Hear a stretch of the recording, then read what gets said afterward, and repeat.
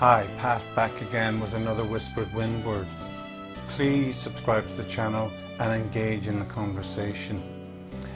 And to keep the conversation going and to get some responses from you, here's another Whispered Wind Word. Hope you enjoy this one. Hi, in what sense am I a Christian? That's my Whispered Wind Word. In what sense am I a Christian? Because the label Christian fits on so many people, doesn't it? I mean, you have anonymous Christians. That was Karl Rahner's idea, that even if you didn't declare yourself a Christian, but because you had some godly attribute, some sense of the God working through you, you were a Christian. And there's some disputes about that, as you can imagine, but that was his one. Anonymous Christians. They didn't know they were Christians, but they actually were Christians. And then you've got other Christians who are just, cultural Christians, in the sense of they grew up in this culture. This culture is a Christian culture, therefore of course I am a Christian, and that was the label, and that's the label that applies. And then other people are Christians because, well, I grew up in a Christian family, it was our practice, I went to a Christian school, therefore I'm a Christian. So when the census form came around, you ticked the box Christian.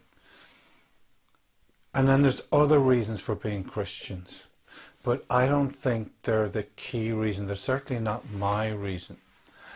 And though Rahner may or may not be right about anonymous Christians, or there may indeed be cultural Christians, and there may be indeed nominal Christians in that sense. Yeah, we just tick the box and that's who we are. They're not the reasons why I'm a Christian. So what's my reason for being a Christian? What's my reason for calling myself a Christian?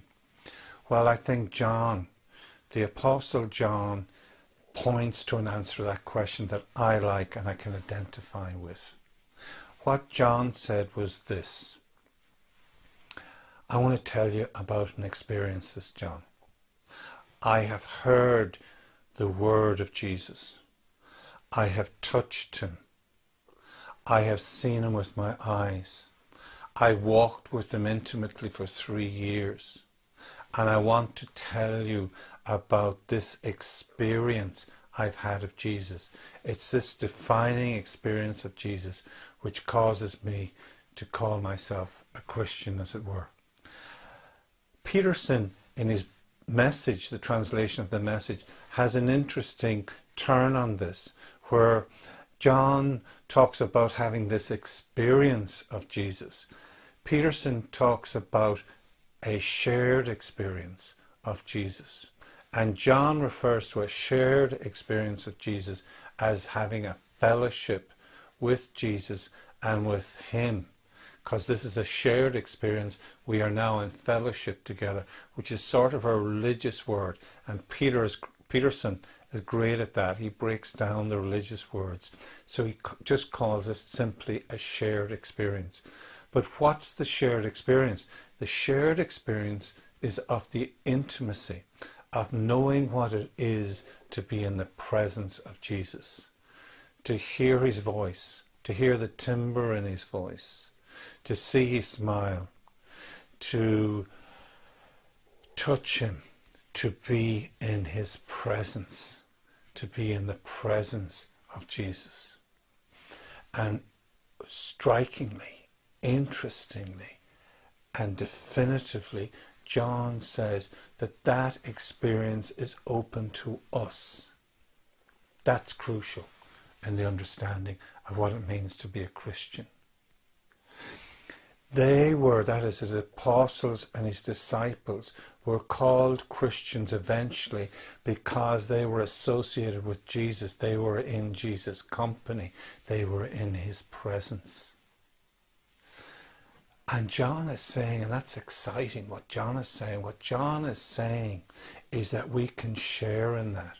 We can share in the experience of being in Jesus' presence.